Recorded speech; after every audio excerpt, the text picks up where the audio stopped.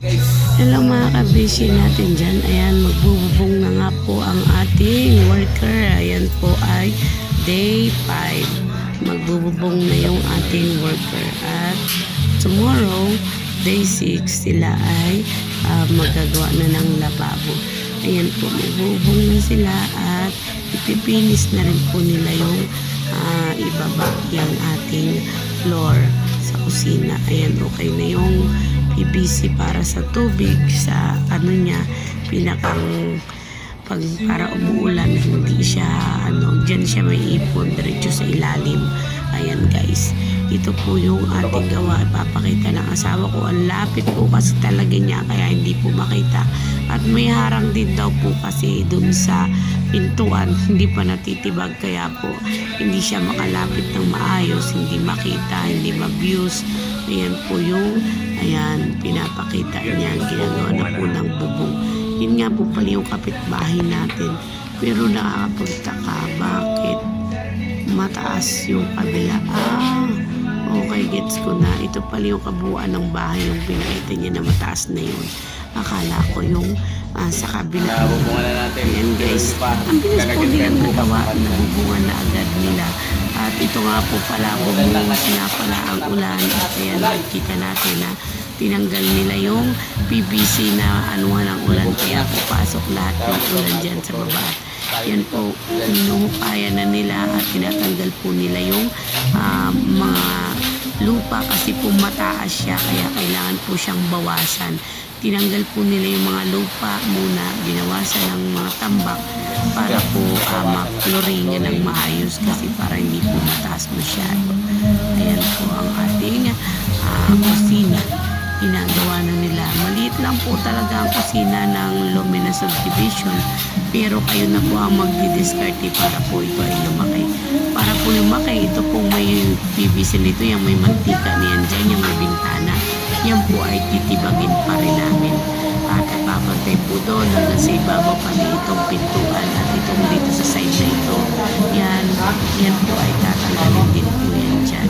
Hanggang doon sa may CR para po open siya lahat. Malaki na yung ating kitchen. At yung pong ating kitchen na yan ay lalagyan po natin ng mga aparador. Lalagyan po natin yan ng yung bukas-bukas na talagang naka-ready na siya, mga patungan. May mga cabinet po yan dyan. Ayan po, ayun yung ating dalawang worker, si Kuya at yung aking pamangkin na si Ray. Yan po yung kanilang ginagawa ngayon. Ito kung makikita natin ang bahay natin talagang hindi maipinta. Yan po yung sala natin.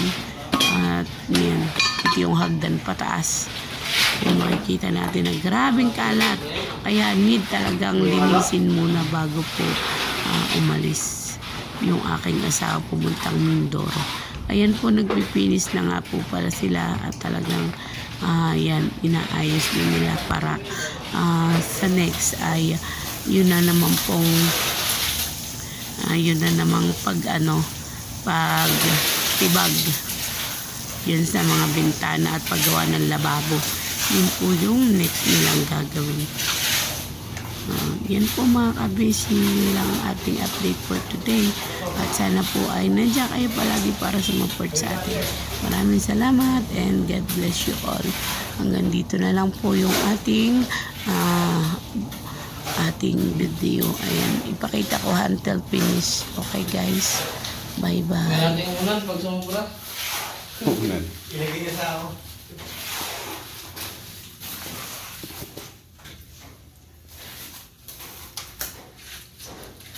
Laki ng katawan guys, oh. Macho.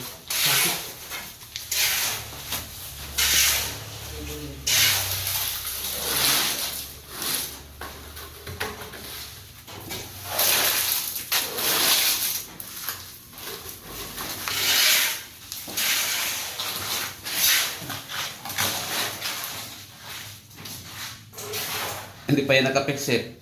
Yung PVC dyan. Ay! Ito na ka na? Kinahan ko lang yan. Sige.